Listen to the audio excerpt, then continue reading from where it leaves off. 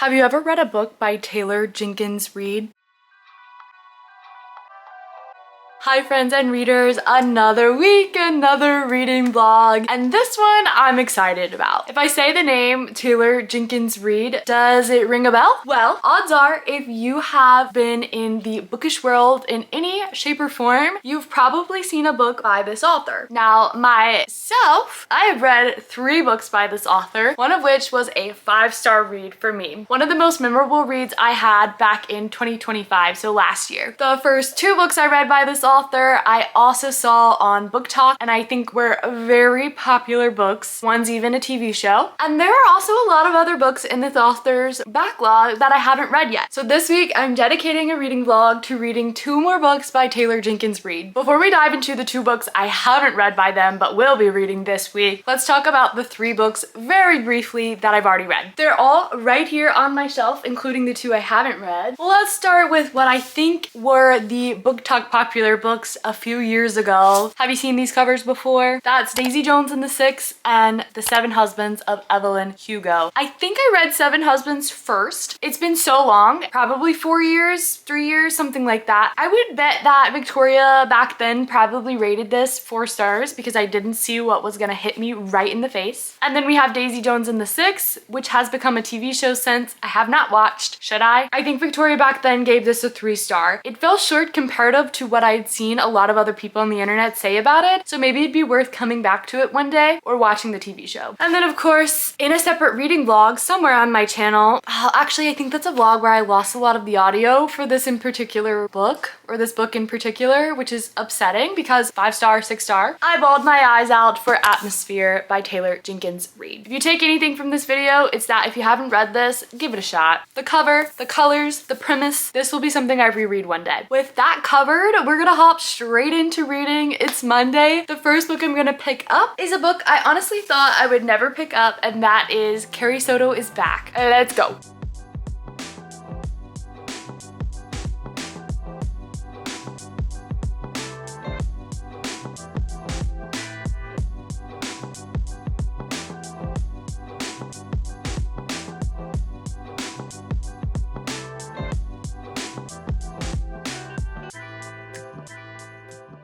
It's so dark and gloomy. I worked in person today, so I made some leeway in Carrie Soto is Back by Taylor Jenkins Reid. I read a little bit yesterday, listened to it to and fro work today, which is over an hour, so got a lot of listening in, and I also read on my lunch break. So we have made it a good chunk of the way through this book, approximately page 188, which looks like honestly halfway through the book. Let's talk about Carrie Soto is Back and a little bit about Taylor Jenkins Reid. Simply reading from the back of the book to learn a little bit about this author. Sometimes I forget there's a snippet back there of them, and I like to read it sometimes just to see what the motivation is behind this book and maybe a little bit about them. It says that Taylor Jenkins Reid is the New York Times best-selling author of 8 novels, including Malibu Rising, Daisy Jones and the Six, The 7 Husbands of Evelyn Hugo, and lives in Los Angeles with her husband and daughter. That's a pretty short snippet. Not much there. Before we dive into this book though, I do know that they have a new release coming out. I saw the cover announcement and I'm super excited about that. If I remember, I can put a picture of what that new book is going to be called, but it looks phenomenal. And now this cover, I am actually obsessed with this cover. The aesthetic of it, I don't know if I always liked it upon first glance when I first saw this book come out, but now, knowing what I know, love it. I went back to my Goodreads and I marked this book as want to read in February of 2024. I went back today and saw it has really good ratings, honestly, a ton of ratings as well. So this book actually came out in 2022, so it's been 4 years since it came out. And I also looked to see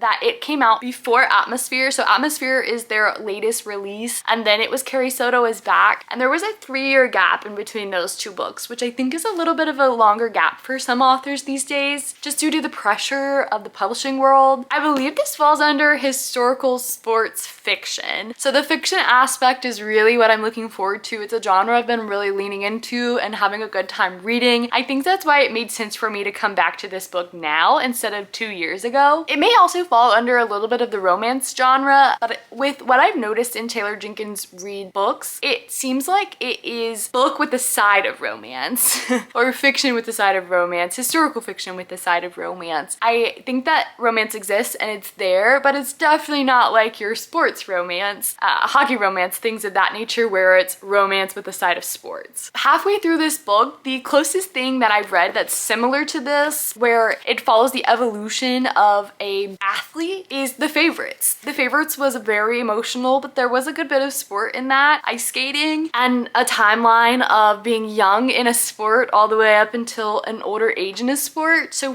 far for me, that's the most comparable book I've seen. And I said I'm halfway through. This book is 364 pages. So halfway through would be 182 pages. I am halfway through, just over. Another note is I came into this never thinking I would read a book about tennis. However, I feel like I heard rumblings that it's kind of like a Serena Williams retelling. But now that I'm into this story and know what it's about, and not really knowing the past of Serena Williams, if she followed a similar timeline to this, I can't confirm or deny. I won't lie, really my only experience with tennis is Wii Sports, watching the Challengers movie, so not much. But now reading this book, because yes, it is about tennis and a character named Carrie Soto who plays tennis, my thoughts are, did this author have to research a bunch about tennis? Or did they already know tennis? Did they play tennis? Are they in the tennis world? Because I'm thinking about other books by them. Atmosphere, for instance, is about astronaut and space and NASA and relationships. So what do we know about tennis? Taylor Jenkins Reid. I will say, if tennis turns you off of this book, it is a good bit about what's happening. The author does a really good job of giving us quick sentences to sort of explain a little bit about the terminology. Very short sentences, very to the point. If you get it, you get it. If you don't, you don't. I think if you're a fan of anything, you'd probably enjoy this book. So very quickly, what I know now about it is we're following Carrie Soto, and it's a now and then timeline of her tennis career. The then timeline is about 100 pages of her growing up and building a tennis legacy, practicing and practicing and practicing and becoming the best tennis player she can be, climbing the ranks. And this is based in like different parts of the 1900s in America and other places where she's playing these tennis matches.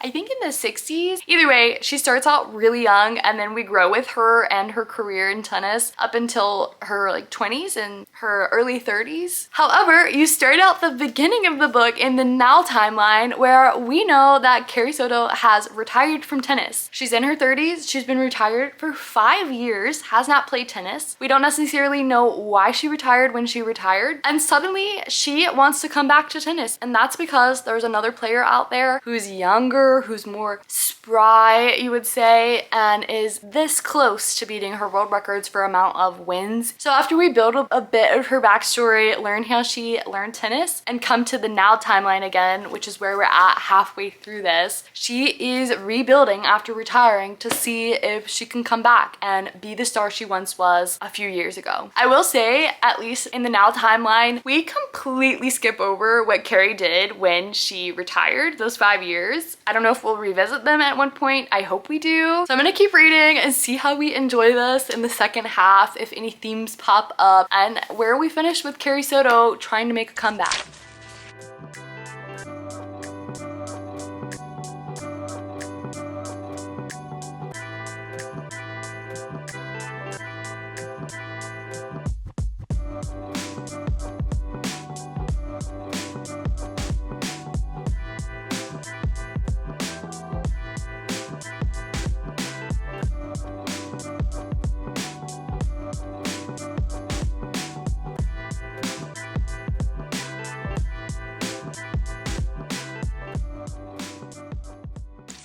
Thursday. I'm done with in-person work this week. I work hybridly, 2 days in office, 3 days at home. We've entered our at-home stretch for the next few days and I'm on my lunch break. So here is the update. I'm also wearing my Spider-Man shirt. Hopefully I'm gonna go see the new Spider-Man movie this weekend, trying to avoid all spoilers. Yesterday I did work in person and I live a good traveling distance. I have a good commute to work. So again, got some Spotify premium listening hours in for Carrie Soto is Back. Read on my lunch break yesterday and then read a little bit before bed last night. Again, we are fostering a dog, so my evenings have looked a lot different, but hopefully he finds his forever home tonight actually. And then this morning, Thursday morning before work, I got up to walk said dog and had a little bit of extra time and like 1 chapter left of Carrie Soto's Back. Finished it this morning. It is now 4.5 hours later since you saw that last clip. We are done with the first book by Taylor Jenkins Reid this week and I'm here to report that I had a really good time. This is a 4-star read for me. I don't think I ever told you that I did buy this book. Well, my boyfriend bought it a few weeks ago. He was so nice and was like, you want to go to the bookstore? I'll get you some books. And this is one of the ones that I got to pick up on just a random day. I was super excited about it. So I'm happy to have it on my shelf with all the other Taylor Jenkins Reid's read books. I'm pretty sure earlier in the vlog I said that if you were a fan of anything, you'd probably enjoy this book. And by that I mean like a fan of any type of sport. If not, you might find parts of this book pretty repetitive in the sport's nature, meaning you are listening to a lot of tennis matches being described. Match over match over match over match, set over set over set over set, and you might find that repetitive if you're not used to it. This book has a lot of themes and a lot of messages behind it. First off, we are touching on topics like women in sports versus men in sports and commentation and dialogue. If you have a chance to listen to the audiobook, I really liked it because they have parts in there that are journalistic parts or sports commentation, and it sounds like you're actually on a sports news broadcast when you're listening to it in the audiobook. But in that, there's dialogue of how women are talked about in sports and how men are talked about in sports. Big key differences there. And also with our main character, Carrie Soto, we also see a vision of women versus women in sports when there are some women who are portrayed as harsh. We get comments like, you need to smile more. They call her the battle axe and the B word. So the author is really diving into those stereotypes, those assumptions, those prejudices. We're also diving into sports topics like growing old, aging, injuries, what it's like to build a legacy as someone who is not famous, not a celebrity, has no passion as strong as some of the characters in this book do for tennis. I could not relate. They do a really good job of writing it in a way that you want to try to relate to them, and you see the behind the scenes of what it's like to have a legacy, to have everyone know who you are, to have so many eyes on you at once, and then to watch that legacy be taken over by someone who's new, someone who's younger, someone who has not aged and experienced the years of life that you have. There's also some representation in this book that I don't see in some other books. We get to have some dialogue that's in Spanish, and I think that's fun because it stretches my mind. I don't know Spanish well. I took some Spanish in high school. I feel like we all might have, but to be exposed to that dialogue it's really fun. Keeps you curious, keeps you learning, and I think that's what reading's all about. This book also touches on grief. So much is in this book, all in just the 360 something pages. I would recommend picking it up. If at some points the author writes Carrie Soto in a way that you might not even want to root for her based off of her personality and her inner dialogue or inner monologue and how she treats other people, but I think that's the whole point. And the last little bit is that if you like Daisy Jones and the Six, there is a little bit of a cameo. I'll try to insert a picture or screenshot of where it's mentioned in the book. I thought that was fun to catch on to. I really did appreciate the ending and where we left with these characters in this book. I don't think I would have written it differently, even if it wasn't the most satisfying ending. I had a good time, so I'm really excited to go in and pick up the next book for this week. And I believe that this book is one of the author's earlier books, and it's also on my bookshelf, surprisingly or not. Let's go pick it up now.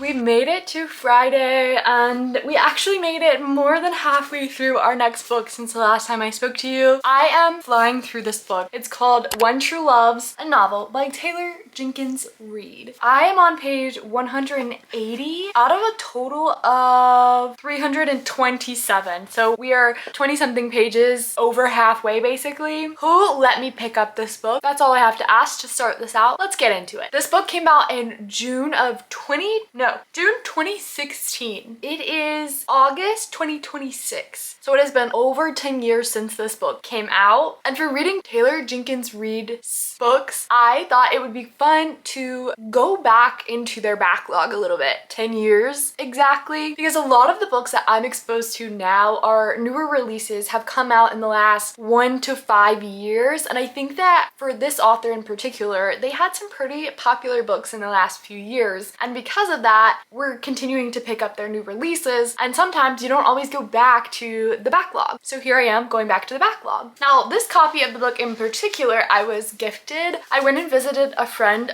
last weekend or 2 weekends ago, and her mom had some books that she was going to give to a little library and asked if I wanted to read any of them, and one of them was this one. I thought, yes, I have so many of their books on my shelf, why not add another one? So I was glad to take this off their hands. On the title it says, now a major motion picture. So I'm wondering when this one was printed, if it came out in 2016. And I did not know that there was a movie for this book, based off of this book at least. I'm gonna go look into when that movie came out because I had no clue. But I will say, once we dive into the summary of what this book is about, I have not read something like this, but I have seen a movie of this type of book, this type of story, and we'll get into that a little bit later. While I'm looking into the movie, I will say this is adult romance, and it had really good ratings on Goodreads, a 4.01 out of 781,000 or nearly 781,000 reviews. So that's sometimes hard to say if that book genuinely had that many people reading it because it's been published for 10 years, or if it gained popularity at some point in between those 10 years, if that makes sense. Okay, it looks like the movie came out in 2023, so not that long ago. Okay, wait a second. It doesn't look like it's on any like friendly place to watch without having to purchase it. I might have to watch this. It's rated PG-13. Wait, is this the lady from the original Hamilton cast on Broadway? Some of these people look familiar. Have you guys watched this movie? Am I crazy? No, I think it is. I think it's Elizabeth from Hamilton. Okay, we need to watch. So let's talk about why this book is going to break you to pieces from the first chapter. We are introduced to our main character, Emma, and we know that Emma has a fiance and a husband. The author just slowly throws that in there. And in the first chapter, you learn that Emma is in her 30s. She has lived a life, and that life includes now being engaged to one of her childhood friends. But that follows actually being married to her childhood crush, Jessie. And we open the book realizing that Jessie actually passed away from a freak accident with a helicopter ride. And it has been a few years since they have never seen him again. So Emma did all that she could do, and that was continue to live her life. And that ended up meaning that she got to rekindle a friendship and eventually fall in love again. Well, you know where this is going. Jessie, actually, her husband that died in a helicopter crash, did not die. He's alive, and she gets a call from him one night out with her fiance. Yep, that's right. The moment she falls in love again, he reappears, he survived the crash, and now what? What do you do now? Like, literally, how can this book end? You've fallen in love again, you are engaged, this is such a kind man, also from your past,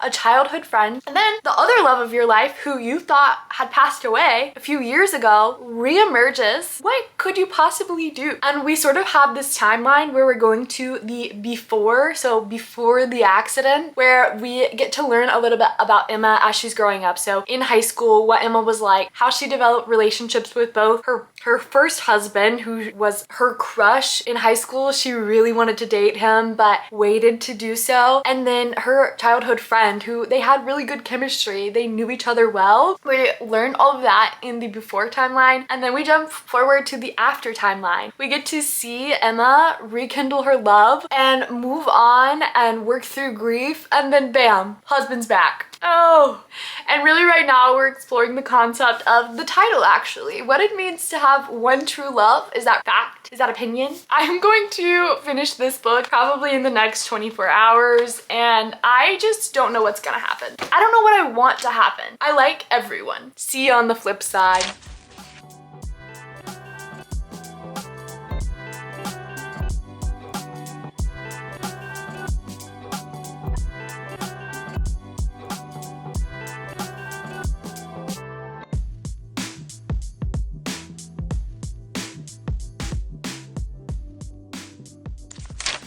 It's Sunday morning and I have finally finished One True Loves by Taylor Jenkins Reid. I have the book right here and it will be joining the rest of them on the shelf. This marks book number 5 of this author, which for me is a good bit to have read by one single author, especially an author who doesn't write series, because a lot of times if I read more than 3 books by them, it's because they have like a series. Let's talk about the ending of this book. Again, I said I didn't know how I would feel if this were real life and I was put in the decision that Emma was put into in this book. I don't know what I would do. And again, it feels like there's no right or wrong answer. So I was like, how am I gonna feel when this book ends, when it wraps up? Does she make a decision one way or the other? Does she choose herself? What does this ending look like? And will I be okay with it?